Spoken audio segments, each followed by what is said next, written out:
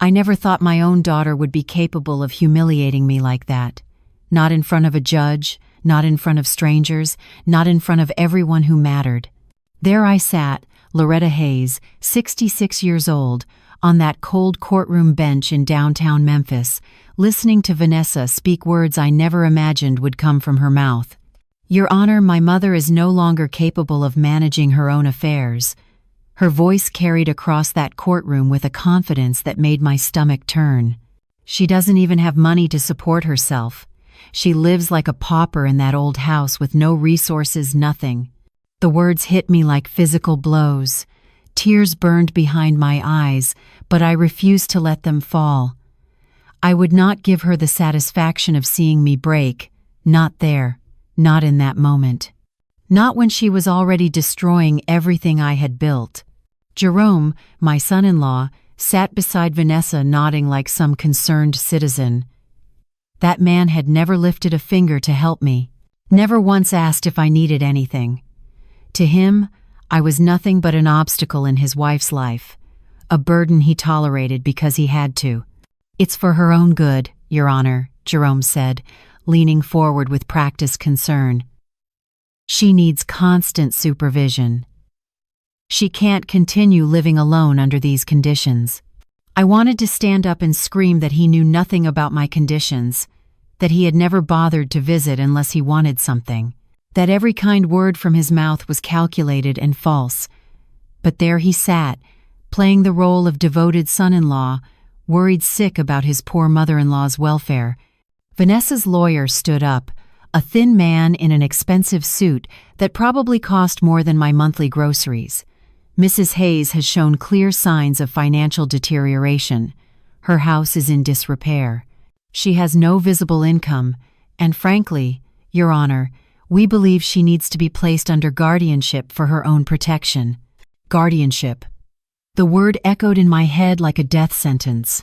After everything I had worked for, everything I had built with my own two hands, everything I had sacrificed for this family, they wanted to declare me incompetent. They wanted to take away my right to decide my own life. I felt so small in that moment. So invisible. Like my whole life had been reduced to nothing more than a problem to be solved, a situation to be managed. The courtroom was full of people I didn't know, all of them staring at me with that particular look reserved for the elderly, pity mixed with judgment. I could feel their eyes evaluating me, measuring me, deciding whether I was worth saving or just another old woman who'd lost her way.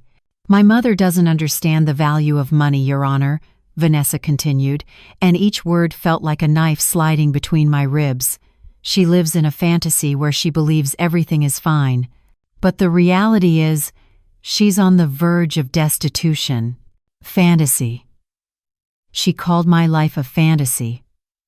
This child I had raised, who never worried about where her next meal would come from, because I made sure there was always food on the table. Who never questioned whether she'd have clothes for school because I worked extra shifts to buy them. Who had every opportunity I could give her because I sacrificed my own comfort to provide for her. At the back of the courtroom, I caught sight of Jasmine. My granddaughter sat with her hands folded in her lap, tears streaming down her face. Those beautiful brown eyes that reminded me so much of my late husband were filled with confusion and pain.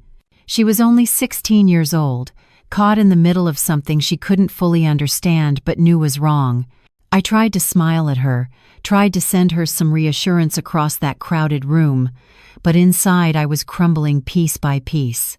The judge looked at me over his reading glasses with that expression I'd seen too many times, compassion tinged with condescension, the look that said he'd already made up his mind before I ever opened my mouth.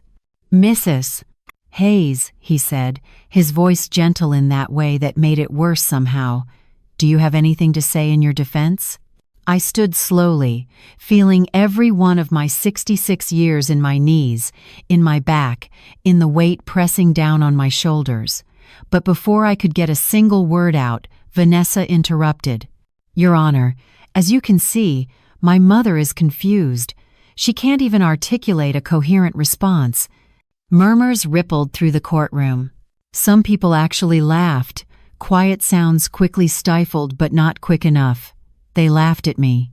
At Loretta Hayes, who had worked 35 years as a nurse, who had raised a family alone after my husband died, who had built something from nothing through sheer determination and sacrifice. That sound, those quiet laughs, cut deeper than any of Vanessa's accusations. This was the greatest humiliation of my life, delivered by the person I loved most in the world. Jerome leaned over and whispered something in Vanessa's ear. She nodded, then turned back to address the judge. "Your Honor, my husband and I are prepared to take charge of whatever few assets my mother may have. It's not much, but we'll do everything in our power to ensure she has a dignified end." A dignified end. They were talking about me like I was already dead, like my life was over, and all that remained was the paperwork. Rage started building inside me, hot and fierce, but I kept it locked down tight. This wasn't the time. Not yet. I had learned patience over 66 years of life, and I would need every bit of it now. The defense attorney Vanessa had supposedly hired to represent me sat at the table, looking more interested in his phone than in my case. Every time I tried to speak, he'd make these dismissive gestures, silencing me like my words carried no weight, like my voice didn't deserve to be heard. It was clear to anyone paying attention that this whole hearing was a formality. The decision had already been made in someone's office over coffee and legal documents I was never meant to see. They would declare me incompetent, and Vanessa would get control of everything. My house, my savings, whatever they thought I had left. But there was something none of them knew, something that would change everything. Over the past 8 months, I had watched my daughter transform into someone I barely recognized. The sweet girl who used to bring me flowers on Sundays had become this bitter, calculating woman who seemed to blame me for every disappointment in her life. It started after my husband died 3 years ago. Robert had been the emotional center of our family, the one who kept everyone connected. When we lost him, something broke in Vanessa. But instead of turning to me so we could comfort each other through the grief, she became cold, distant, critical of everything I did. She started questioning every decision I made about my own life. "Mom, you can't keep living in that big house all alone," she'd tell me every time she visited. "You're spending too much on utilities. You don't have a steady income anymore. You need to think about downsizing." Her words came wrapped in concern, but I could hear the calculation underneath. Jerome supported every suggestion she made, his eyes lighting up whenever they talked about what could be done with the money from selling my house. My house sat in Cooper Young, one of Memphis's most desirable neighborhoods. Property values had been climbing for years. I knew exactly what they saw when they looked at my home. Not the place where I'd raised my family, not the garden I'd tended for 30 years, not the memories built into every corner. They saw dollar signs. The pressure had started subtly. First came the comments about my age, about how dangerous it was for an older woman to live alone in the city. Then Vanessa started bringing brochures for retirement communities. Beautiful places with names like Sunset Gardens and Golden Years Estate, where I could make friends my own age and have activities planned for me like I was a child who couldn't entertain herself. "Just look at them, Mom," she'd say, spreading glossy pamphlets across my kitchen table. "They have everything you need. Medical staff on site, social activities, meal plans. You wouldn't have to worry about maintaining that big house anymore." The idea made me sick to my stomach. I wasn't ready to be warehoused in some facility, treated like an object to be stored away until I finally broke down completely. But what hurt most was watching how Vanessa changed with Jasmine. My granddaughter and I had always been close. She used to visit every weekend, sitting in my kitchen doing homework while I made dinner, telling me about her friends and her dreams, and the boy she liked at school. Then Vanessa started limiting those visits. "Grandma's too busy," she'd tell Jasmine. Or "we don't want to impose on her time." It was a lie, of course. I was never too busy for my granddaughter. Jasmine was the light of my life, the reason I kept fighting even when everything else felt heavy. One afternoon about 4 months ago, Jasmine managed to slip away and came to my house. She was crying before she even made it through the door. "Grandma," she said, collapsing into my arms, "Mom keeps saying you're losing your mind, that you forget things and can't take care of yourself anymore. But that's not true, is it? You remember everything. You're fine." Her words confirmed what I'd suspected. Vanessa was building a narrative, creating a story where I was senile and incapable, setting the stage for exactly what was happening now in this courtroom. "Don't you worry, baby," I told her, holding her close and breathing in the scent of her hair. "Things are going to be all right. I just need you to trust me, okay? Can you do that?" Jasmine nodded against my shoulder, but I felt her body trembling. She knew something terrible was coming, even if she couldn't name it yet. That night after she left, I stayed awake thinking about everything I'd built over the decades. Everything I'd kept secret to protect my family from, depending on money, instead of building their own character. You see, Vanessa knew nothing about my real financial situation. To her, I was just her widowed mother living off Robert's pension and some modest savings. She had no idea about the investments I'd been making for 42 years, about the properties I'd quietly purchased in Tennessee and Georgia and Florida, about the portfolio I'd built brick by brick while working night shifts at the hospital. I'd kept it secret deliberately. I wanted my children to work for their own success, to build their own lives, not to sit around waiting for an inheritance. I wanted them to have the satisfaction of achievement, the pride of standing on their own feet. But now, that secret was about to become my greatest weapon. 3 months before this courtroom hearing, I'd made a phone call to Oliver Mitchell, the best estate attorney in Memphis. I'd explained my situation, told him about Vanessa's behavior, about the accusations I could see coming. "Mrs. Hayes," he'd said after listening to everything, "I think you need to prepare for the worst, but I also think we can turn this situation around if you're willing to do what needs to be done." "I'm willing," I'd told him. "I'm done being treated like a burden in my own life." Oliver had been thorough. We'd gathered bank statements, investment records, property deeds, medical evaluations. We'd built a case that showed exactly who Loretta Hayes really was. Not some confused old woman losing her grip on reality, but a sharp, capable woman who'd been playing chess while everyone else was playing checkers. Now, sitting in this courtroom listening to my daughter paint me as incompetent, I knew the moment was almost here, the moment when everything would change.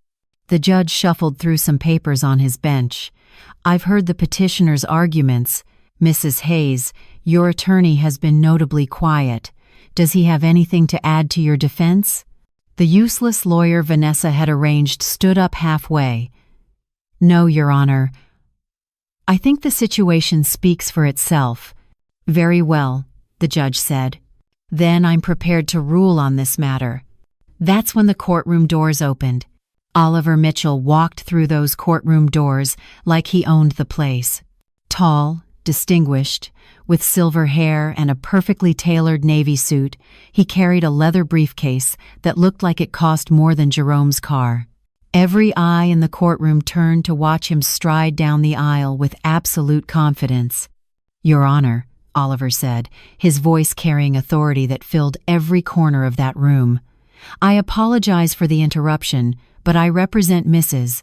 Loretta Hayes, and I have critical information that must be presented before any ruling is made in this matter."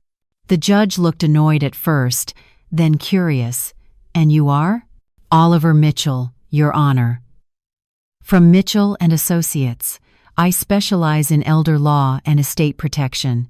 He placed his briefcase on the table beside me, and I felt something shift in the room's energy. Vanessa's face had gone pale.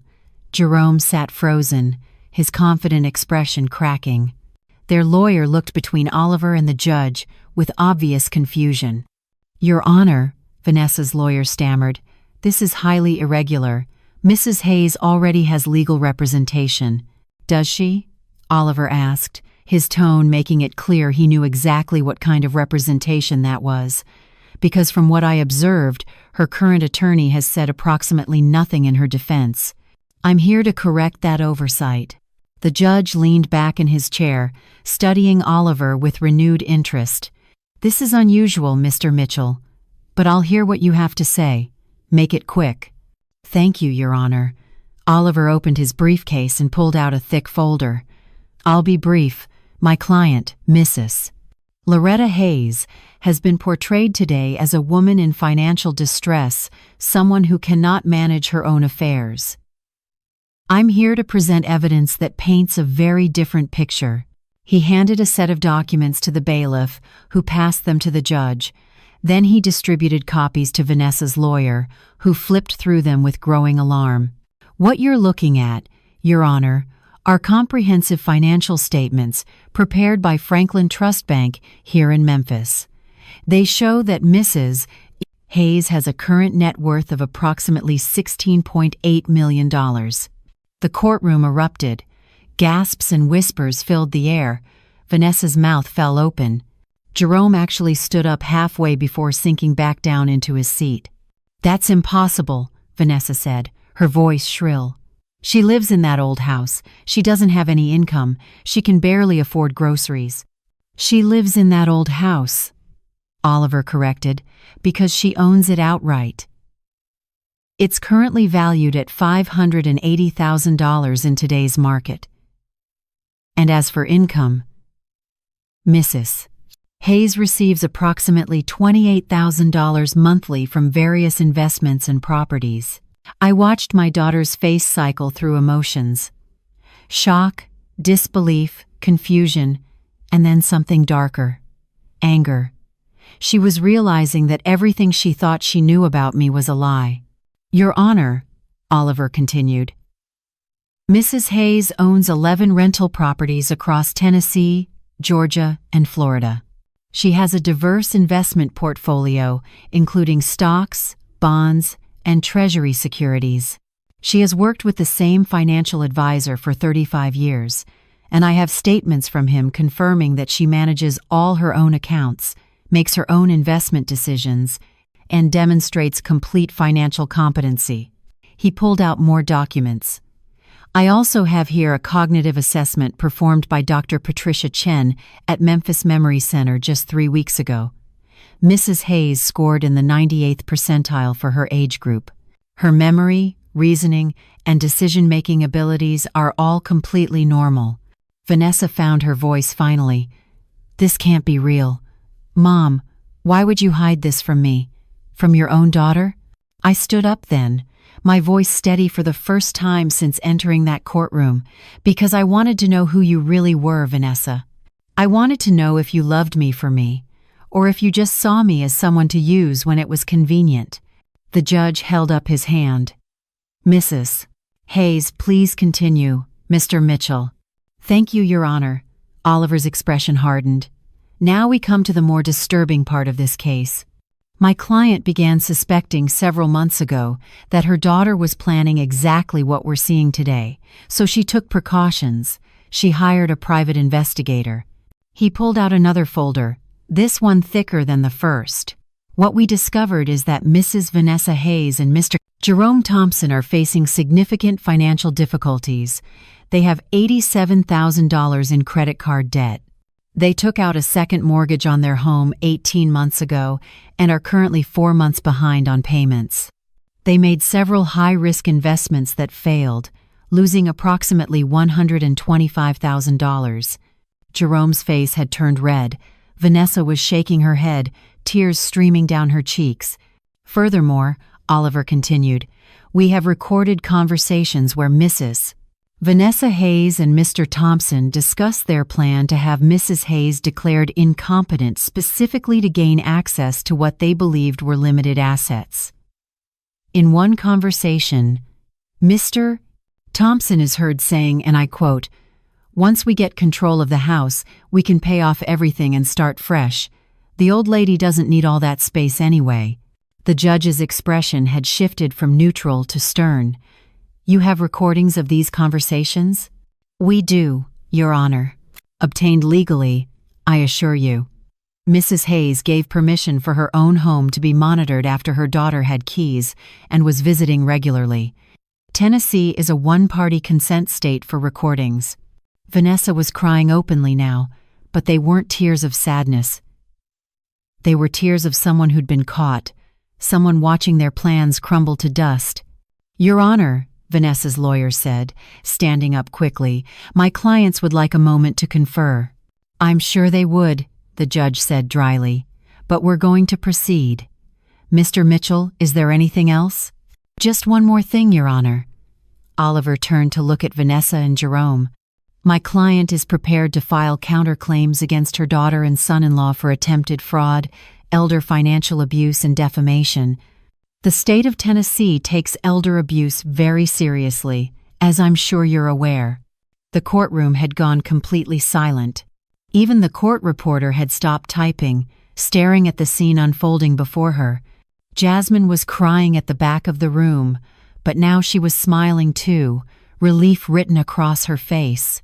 The judge removed his glasses and cleaned them slowly, a gesture that seemed to take forever. When he put them back on, his expression was cold. "I've heard enough," he said. "This petition for guardianship is denied. Furthermore, I'm ordering an investigation into the circumstances surrounding this case. Mrs. Hayes, you're free to go. You clearly don't need anyone managing your affairs." He looked at Vanessa and Jerome. "As for you two, I suggest you retain legal counsel immediately. The district attorney's office will be receiving a full copy of everything presented here today."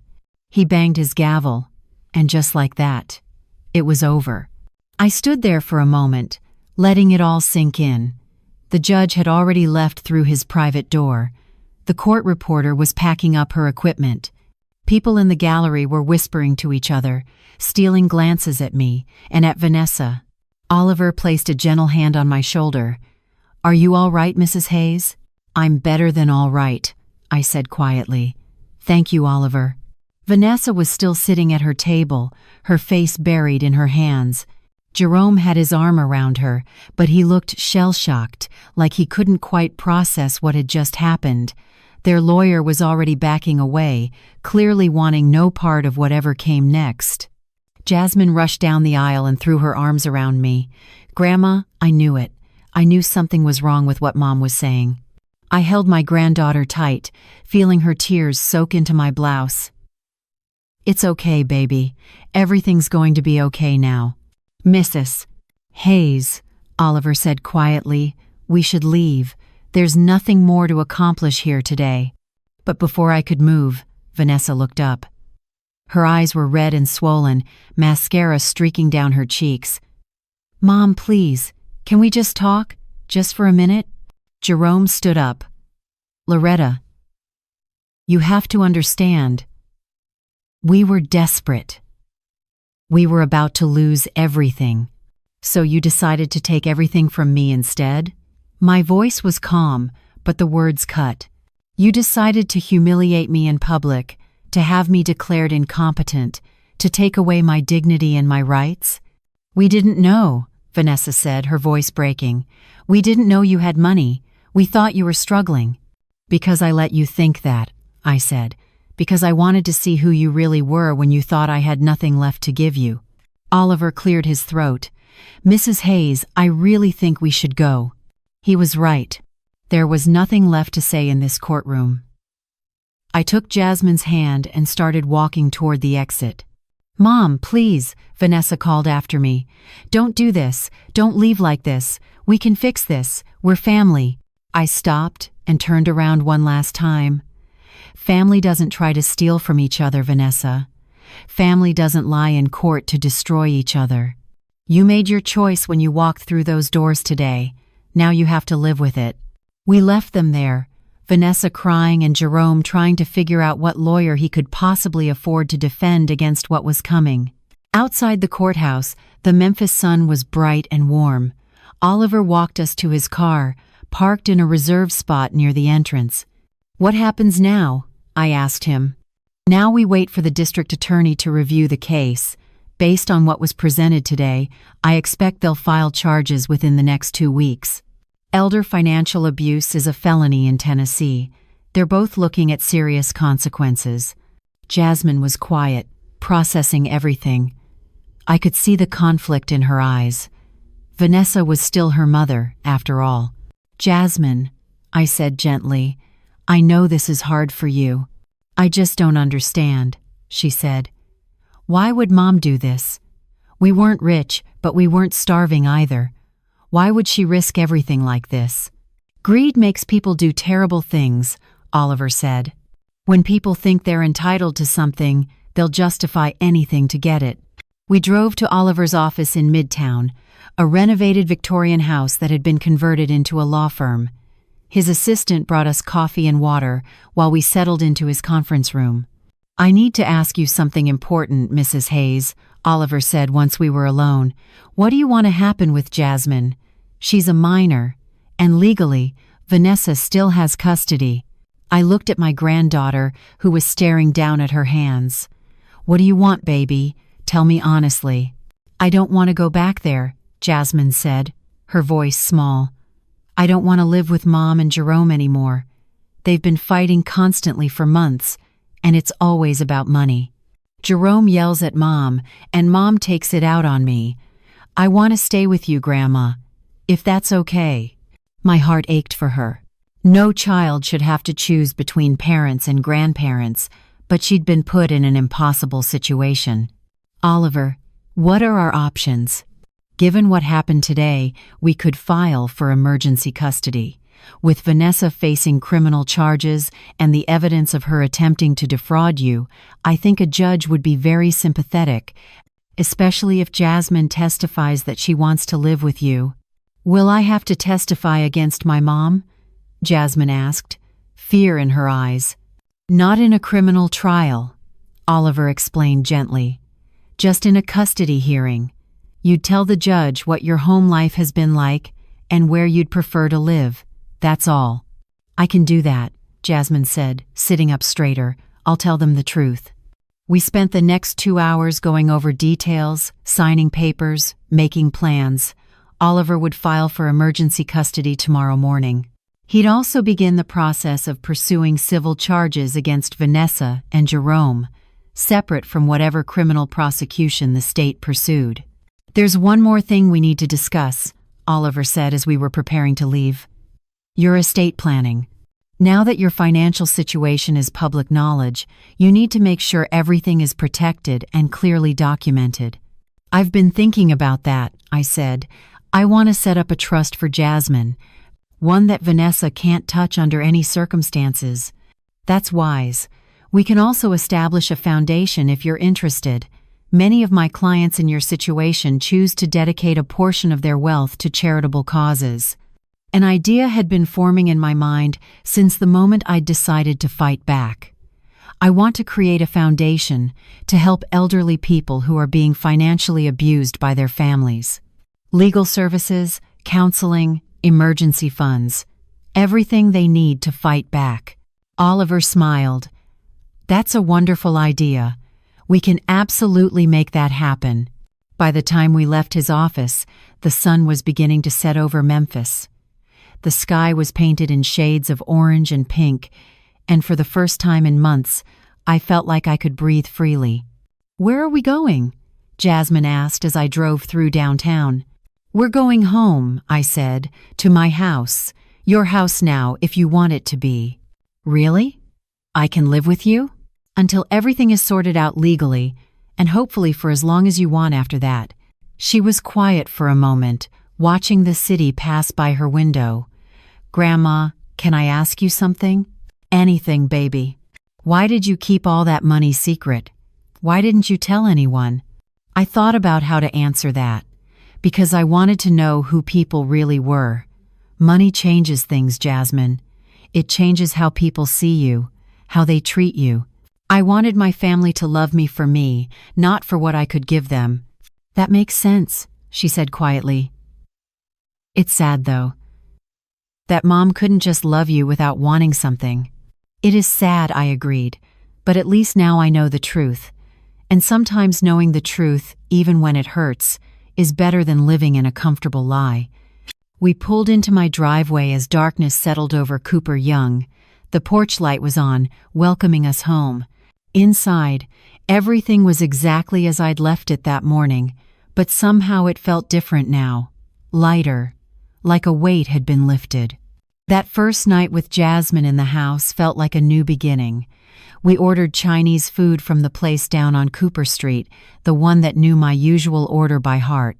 We ate sitting on the living room floor like we used to do when she was younger, spreading the cartons out on the coffee table and using chopsticks I'd kept from a trip to San Francisco 15 years ago.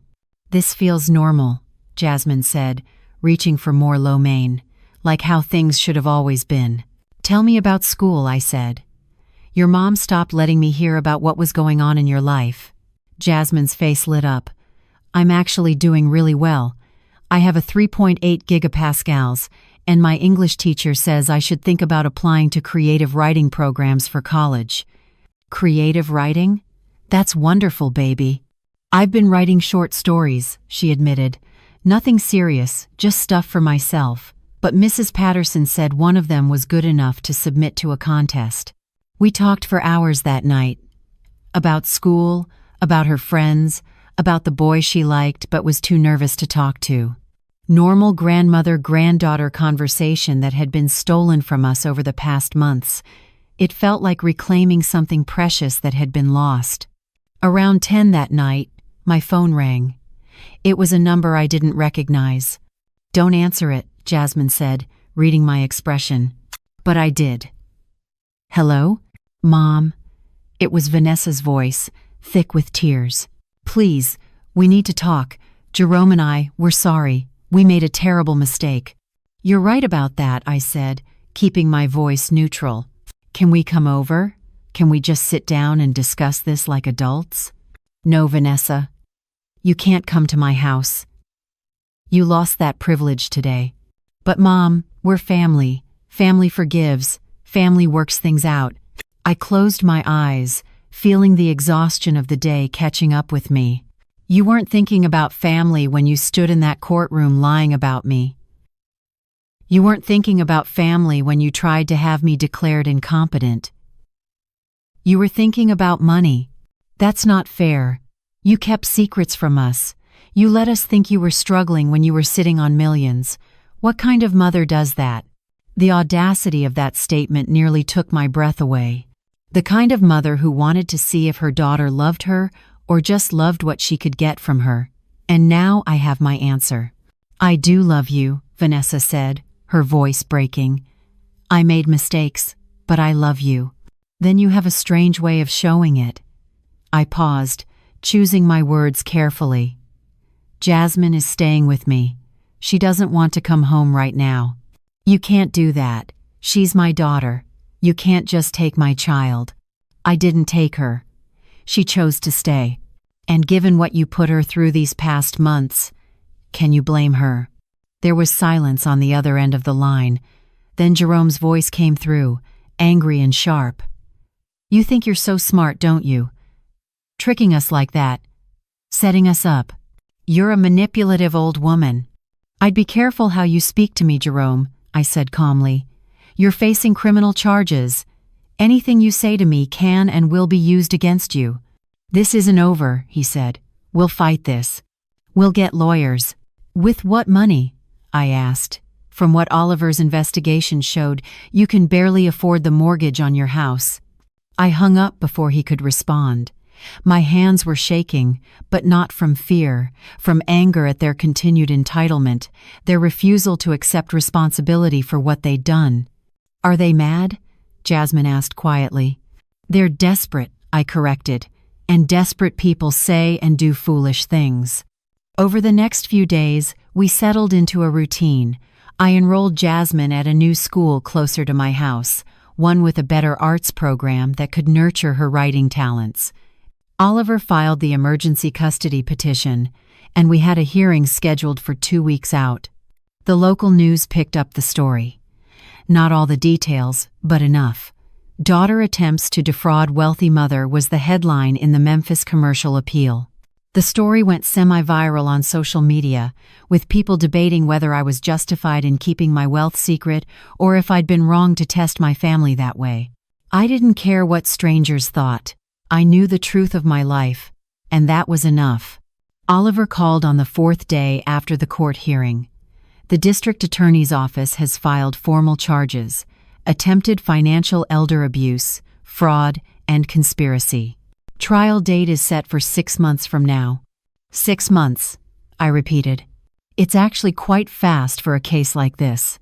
The DA is taking it seriously because of the attempted guardianship angle.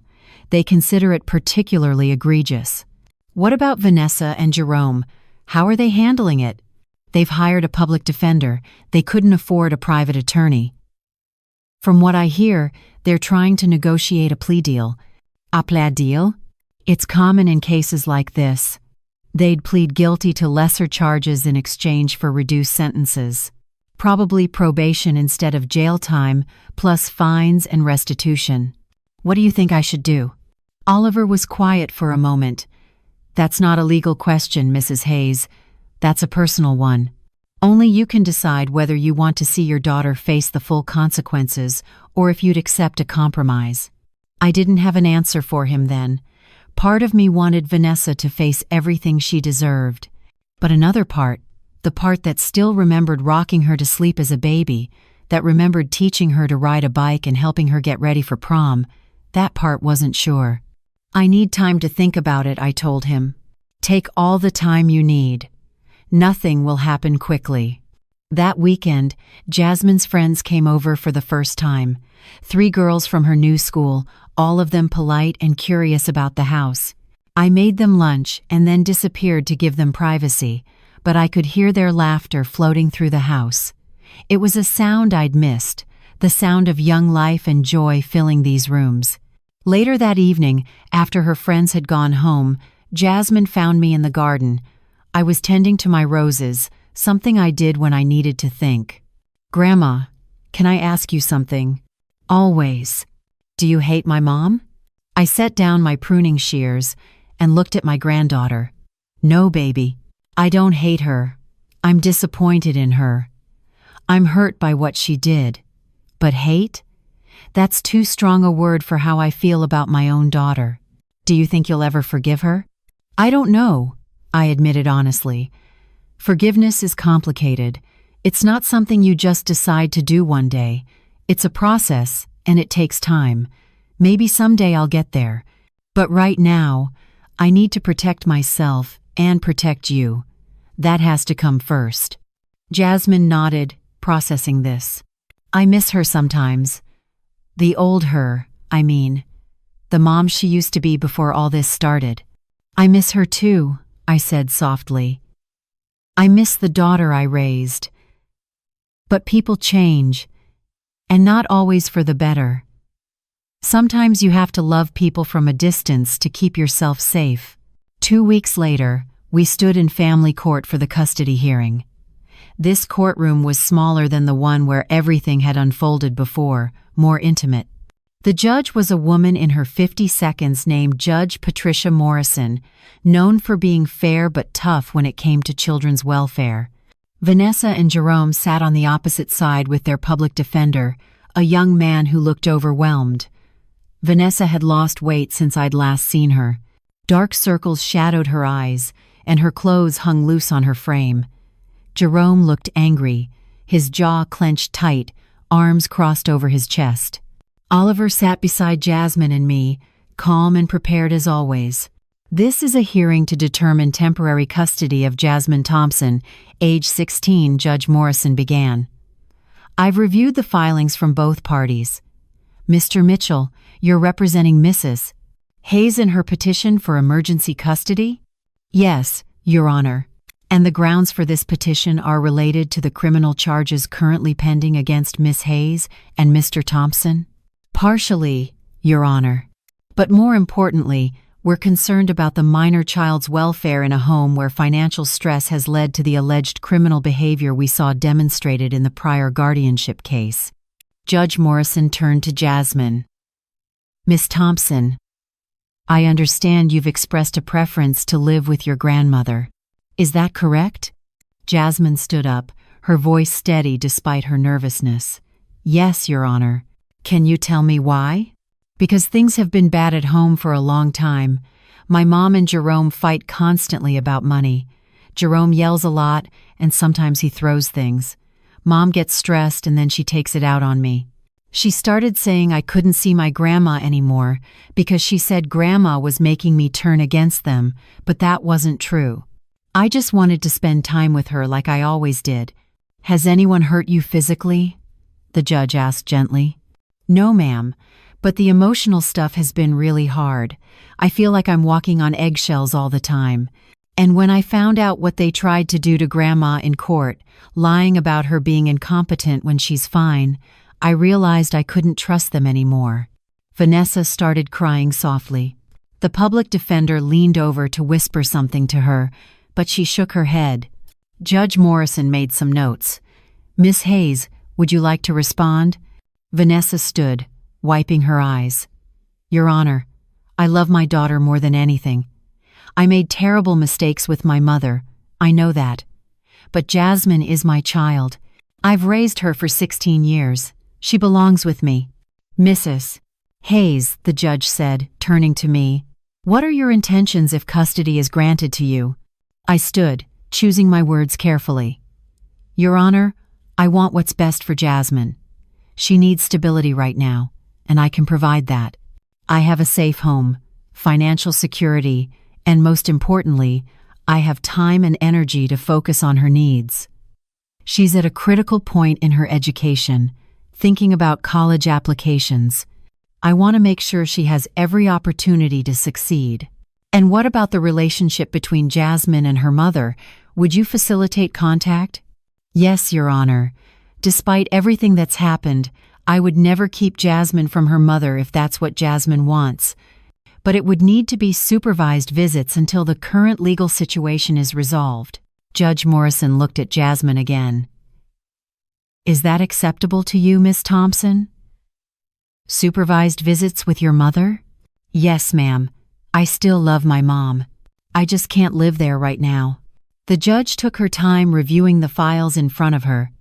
The silence in the courtroom stretched long enough to make my heart race.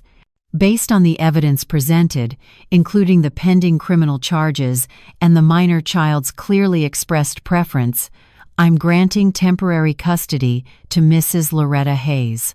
Mrs. Hayes, you will have supervised visitation with your daughter twice weekly, 2 hours per visit, at a location to be determined by the court. We'll review this arrangement in 90 days to see if modifications are needed. The gavel came down. Jasmine grabbed my hand, squeezing tight. Vanessa collapsed back into her chair, sobbing. Jerome put his arm around her, but his face was stone. As we gathered our things to leave, I heard him mutter, "This is all your fault. If you just left well enough alone." "Don't," Vanessa said to him, her voice broken. "Just don't." Outside the courthouse, Oliver congratulated us. That went as well as we could have hoped. Judge Morrison is known for putting children's welfare first. What happens now with the criminal case? I asked. The DA's office contacted me yesterday. Vanessa and Jerome's lawyer has proposed a plea deal. They'd plead guilty to attempted financial exploitation of an elderly person, a lesser charge than what they're currently facing. In exchange, they'd get 3 years probation, 200 hours of community service, and they'd have to pay restitution of $50,000 to a charity of your choosing that benefits elderly victims of financial abuse. No jail time? No jail time.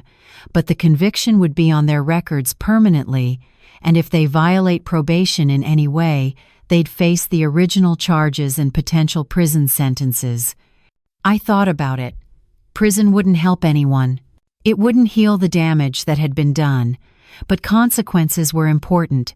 Actions had to mean something. What's the charity restitution about? I asked. It's a term I negotiated.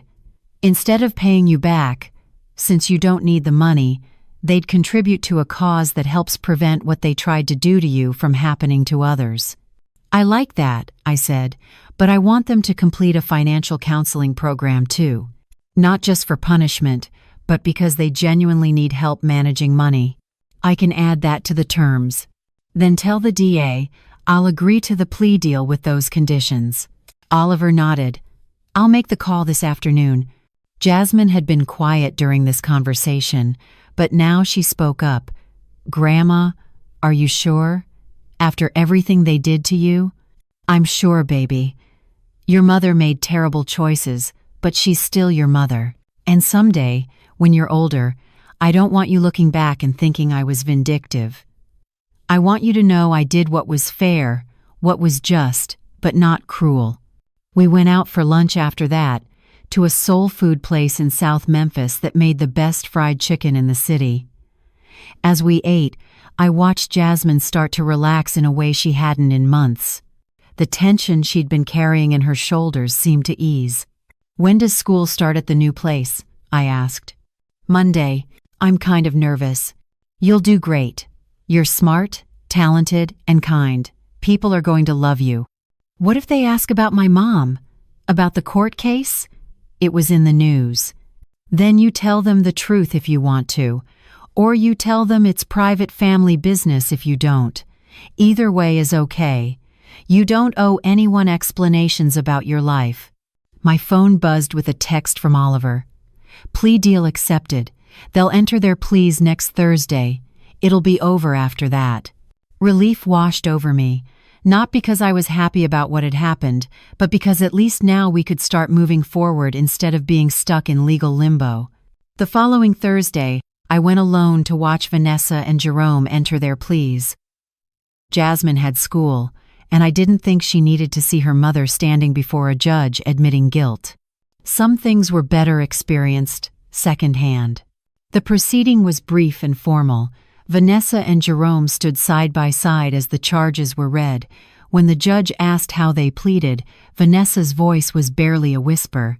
Guilty, Your Honor. Jerome said the same, though his voice carried an edge of resentment that made it clear he wasn't truly remorseful, just caught. The judge outlined the terms of their probation. 3 years. 200 hours of community service, which had to be completed at organizations serving elderly populations. Mandatory financial counseling sessions twice monthly for the first year. And the $50,000 in restitution to be paid to a charity within 2 years, in installments they could actually afford. You should understand, Judge Morrison said, her voice stern, that this is an extraordinary act of mercy from Mrs. Hayes. Many victims in her position would have pushed for the maximum penalty. She chose compassion over vengeance. I hope you'll take this opportunity to reflect on your actions and become better people. Yes, Your Honor, Vanessa said. Jerome said nothing. After it was over, I stood in the hallway while their lawyer spoke with them about next steps. Vanessa caught sight of me and broke away, walking over slowly. Mom, she said. Thank you. For not pushing for prison. I didn't do it for you, I said honestly. I did it for Jasmine. She doesn't need the added trauma of having her mother in jail, but make no mistake, Vanessa. This doesn't mean everything is forgiven. You have a long way to go before we can have any kind of real relationship again. I know. I just want you to know that I'm going to do the work, the counseling, the community service, all of it. And I'm starting therapy too. Real therapy, to figure out why I let things get so out of control. That's good, I said. That's a start. Can I ask about Jasmine?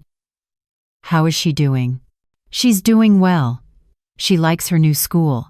She's writing again. She's smiling more than I've seen her smile in a year. Vanessa's face crumpled with fresh tears. I miss her so much. Then show up for your supervised visits. Be present. Be the mother she needs, not the mother who was so consumed with money problems that she couldn't see what she was doing to her own child. I will. I promise I will. Jerome appeared behind her, touching her arm. We need to go. He didn't look at me, didn't acknowledge me at all. I watched them walk away down the courthouse corridor, two people who'd gambled everything on greed and lost. Oliver joined me a moment later. How are you feeling? Relieved that it's over, sad that it happened at all, hopeful that maybe Vanessa will actually learn something from this. And Jerome? Jerome is a lost cause, I said flatly. He's not sorry. He's just sorry he got caught. Over the next few weeks, life settled into a new normal. Jasmine thrived at her new school, making friends quickly and joining the creative writing club. Her first supervised visit with Vanessa was awkward, but not hostile. They met at a family counseling center in Midtown, with a therapist present to facilitate conversation. Jasmine told me afterward that her mom had cried a lot and apologized repeatedly. "She seems different," Jasmine said. "Smaller somehow, like she finally understands what she lost." "People can change," I told her. "But change takes time. Don't rush to trust her again just because she's saying the right things now." "I know, Grandma. I'm being careful." I started working with Oliver on establishing the foundation I'd mentioned. We called it the Hayes Foundation for Elder Protection. Its mission was to provide free legal services, counseling, and emergency financial assistance to elderly people facing financial abuse from family members. "I want my experience to mean something," I told Oliver as we worked through the paperwork. "If my pain can help even one person stand up to family members trying to exploit them, then it was worth it." "You're funding it with how much initially?" $200,000 to start, more as we see how the programs develop. Oliver smiled. "You're a remarkable woman, Mrs. Hayes. I'm just someone who learned a hard lesson and wants to make sure others don't have to learn it the same way." One evening, about 6 weeks after the plea deal, I was in the kitchen making dinner when Jasmine came in holding her laptop. "Grandma, I need to show you something." She set the laptop on the counter and pulled up a document. It was a short story, about 15 pages long. "I wrote this for my creative writing class. Mrs. Patterson wants to submit it to a national competition for young writers, but I wanted you to read it first because it's about us, about what happened." I dried my hands and sat down to read. The story was titled The Price of Knowing, and it was told from the perspective of a teenage girl watching her family fall apart over money. It was honest and painful and beautifully written. When I finished, I had tears in my eyes. "Jasmine, this is incredible. You're not mad that I wrote about it?" "Mad? Baby, I'm proud of you. You took something painful and turned it into art. That's what writers do. They take their experiences and transform them into something that helps others understand the world better." "So I can submit it?"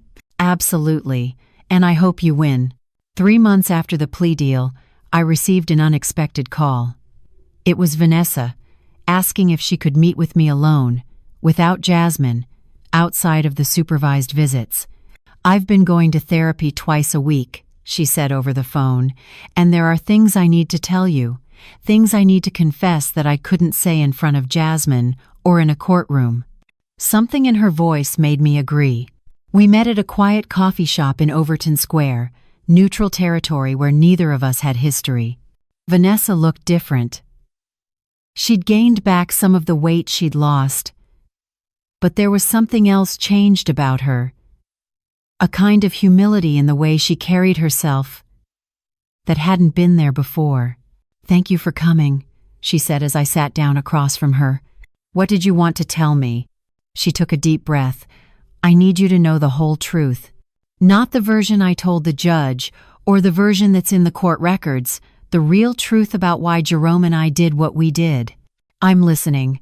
"We were in financial trouble. That part was true. But it was worse than what came out in court.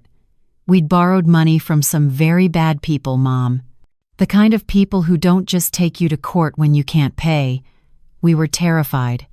My stomach dropped. "How much?" $45,000. Jerome got involved with some kind of investment scheme through a guy at his work. It was supposed to double our money in 6 months. Instead, the guy disappeared with everything, and the people who'd fronted the money wanted it back with interest. "Oh, Vanessa, we thought if we could just get control of your house, sell it, we could pay them back and have enough left to clear our other debts. We convinced ourselves we were doing it for the right reasons, to protect our family, to protect Jasmine, but really, we were just desperate and stupid." "What happened with those people, the ones you owed money to?" "After the court case, after everything became public, Jerome's brother loaned us the money to pay them off. We're paying him back now in installments. It's going to take years, but at least we're safe. I sat with this information, processing it. You should have come to me. If you were in real danger, if Jasmine was at risk, I would have helped. I know that now, but at the time, I was so ashamed. And Jerome kept saying you'd judge us, that you'd hold it over our heads forever. He convinced me that taking control through the guardianship was the only way to maintain our dignity. Dignity? I repeated. You thought lying about me in court would preserve your dignity? I know how it sounds. I know how twisted our thinking was.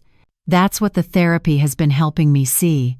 How we justified every step until we'd gone so far down that path we couldn't see any other way out. She pulled out a folder from her bag.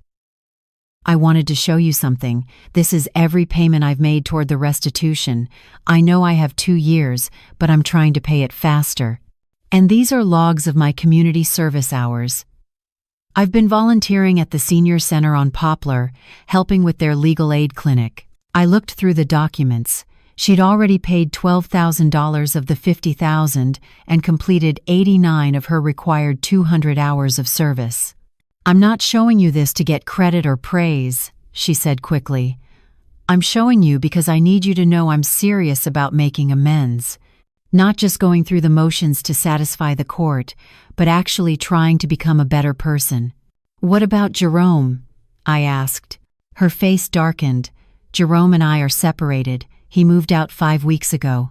I'm sorry to hear that. Don't be. He wasn't changing, Mom. He was still angry, still blaming everyone but himself. He did his community service but complained the entire time. He went to financial counseling but never implemented anything they taught him. I finally realized I couldn't stay married to someone who refused to grow. How does Jasmine feel about it? I haven't told her yet. I wanted to talk to you first, to ask your advice on how to tell her. We spent the next hour talking about Jasmine, about what she needed to hear, and how to minimize the additional trauma of her parents' separation. It was the first real conversation Vanessa and I had in years, one where she actually listened instead of just waiting for her turn to talk. Can I ask you something, Mom? Vanessa said as we were getting ready to leave. What is it? Do you think you'll ever be able to forgive me? Really forgive me? Not just tolerate me for Jasmine's sake? I thought about that question carefully. I don't know yet. Forgiveness isn't something I can schedule or force. But I can tell you this, seeing you do the work, seeing you actually try to change instead of just apologizing with words, that matters. It doesn't erase what happened, but it makes me believe that maybe someday we can build something new. That's more than I deserve, she said, tears welling up. Maybe. But it's what I'm willing to offer right now. Take it and keep doing the work. That's all you can do. As I drove home, I felt something shift inside me. Not forgiveness, not yet, but maybe the beginning of it. The first small crack in the wall I'd built around my heart to protect myself from the daughter who'd betrayed me. 6 months after everything had begun, Jasmine came home from school with an envelope in her hands. Her face was glowing with excitement. "Grandma, you won't believe it," she said, bursting through the front door. "My story won, the national competition. I won first place." I grabbed her in a hug, feeling pride swell in my chest. "Oh baby, that's wonderful. I'm so proud of you. There's a ceremony in Chicago next month. They fly the winners out and everything. And the prize is a $5,000 scholarship for college." "Chicago," I said. "We'll make a whole trip out of it. Visit the Art Institute, see a show, celebrate properly. Can Mom come?" Jasmine asked quietly. The question caught me off guard, but I could see how important it was to her. If that's what you want, then yes, we can invite her. Jasmine's supervised visits with Vanessa had been going well. She'd started having unsupervised visits too, short ones at first, then longer. The relationship between them was different now, more honest, built on reality instead of the illusions they'd both been living under before. When I called Vanessa to invite her to Chicago, she cried, Thank you, Mom. Thank you for including me in this. I know I don't deserve it. It's not about deserving, I said. It's about Jasmine wanting her mother there for an important moment. Don't make me regret this. I won't. I promise. The night before we left for Chicago, Oliver came over for dinner. Over the past months, he'd become more than just my lawyer. He was a friend, someone who'd seen me at my lowest and helped me fight back. The Hayes Foundation officially received its nonprofit status today, he said, as we ate the pot roast I'd made. You're now the founder and chairwoman of a legitimate charitable organization. How many people have we helped so far? I asked. 18 clients in the first 5 months. We've prevented 3 attempted guardianships similar to what you faced, helped 2 families pursue criminal charges against adult children stealing from elderly parents, and provided emergency housing assistance to 4 people who were made homeless when family members sold their homes without permission. Jasmine looked up from her plate. That's amazing, Grandma. You turned something terrible into something that helps people. That was always the goal, I said. Pain is only wasted if we don't learn from it.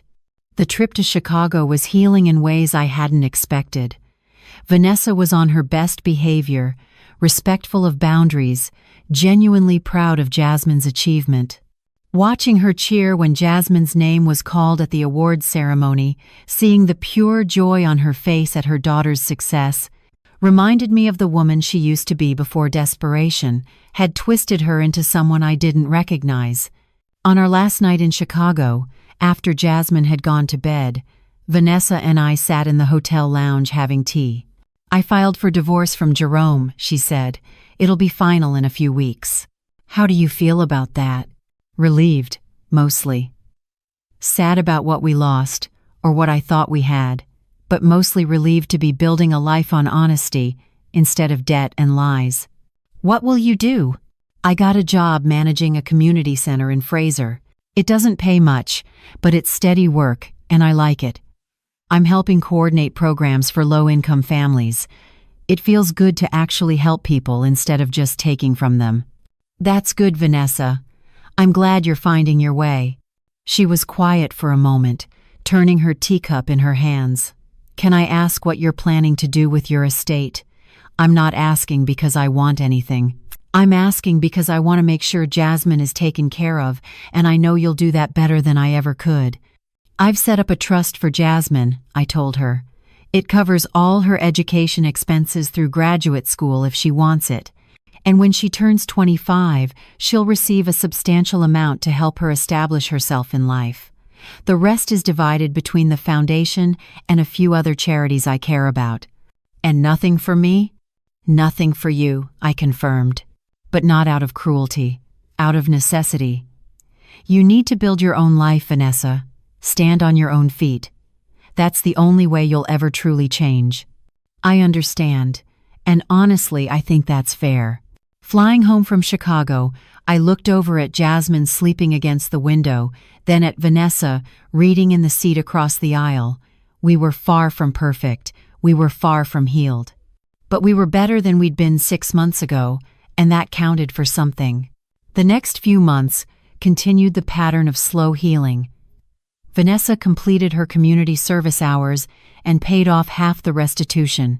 Her therapy was helping her understand the patterns of thinking that had led her down such a destructive path.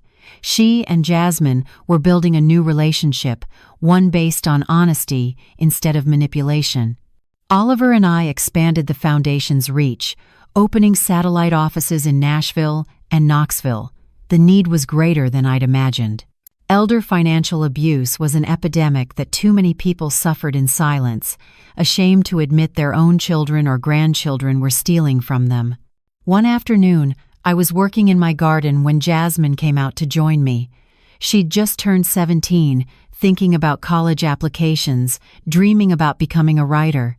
Grandma, Mrs. Patterson, asked me to speak at a conference about young writers finding their voice through difficult experiences. Would that be okay? Talking publicly about what happened with Mom? What does your mother think about it? I asked her. She said if it helps me process and grow, she supports it. She said she can't be ashamed forever, and if her mistakes can help other people learn something, then at least some good comes from it. Then I think you should do it, I said. Tell your story.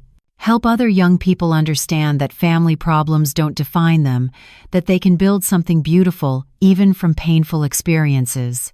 As the sun set over Memphis that evening, I sat on my porch with a cup of tea, thinking about the journey of the past year. I'd lost a daughter, or at least the version of her I thought I knew. But I'd gained clarity, truth, and the opportunity to help others avoid what I'd gone through. I'd learned that money really does reveal character, but not always in the ways we expect. Sometimes it reveals the worst in people we love. But sometimes it also reveals strength in ourselves we didn't know we had. Jasmine came out and sat beside me, resting her head on my shoulder. "I'm glad I'm here with you, Grandma," she said softly. "I'm glad you're here too, baby. I'm glad we found each other through all of this." The Hayes Foundation would continue to grow. Vanessa would continue her journey of redemption, and only time would tell if she'd complete it successfully. Jasmine would go off to college soon, armed with scholarships and a trust fund, and more importantly, the knowledge that she could survive anything life threw at her. And me? At 66 years old, I'd finally learned that protecting yourself isn't selfish, that boundaries are acts of love, and that sometimes the hardest thing you can do for someone is refuse to rescue them from the consequences of their own choices. The experiment of keeping my wealth secret had worked exactly as intended. It showed me who people truly were when they thought I had nothing left to give. The lesson had been painful, but invaluable. And now, with Jasmine by my side and a renewed sense of purpose in my life, I could honestly say that knowing the truth had been worth every difficult moment. That is Loretta Hayes' story. Now I want to hear from you. Where are you watching this from? What city? What country? Drop it in the comments below. I love seeing our global community come together over these stories about elder financial abuse, family betrayal, and the moment when you have to choose between being a victim and fighting back. Real question. If you were Loretta, what would you have done? Would you have told your daughter about your wealth from the beginning? Would you have let the guardianship go through to keep the peace? Or would you have fought back the way Loretta did? Tell me in the comments. Hit that like button if this story made you feel something. Share it if you know someone dealing with adult children who see them as an ATM, someone whose family only shows up when they need money, someone facing financial pressure or manipulation from the people who are supposed to love them. And subscribe for more raw, real stories about elder exploitation, adult children who betray their parents for money, the power of setting boundaries, and what happens when you refuse to be a victim. Thanks for watching. Sometimes the people you sacrifice everything for are the ones who'll try to take what's left. Sometimes being a good parent means teaching your children they can't use you. Sometimes love means protecting yourself first, and sometimes the only way to know who truly loves you is to see how they treat you when they think you have nothing. See you in the next video.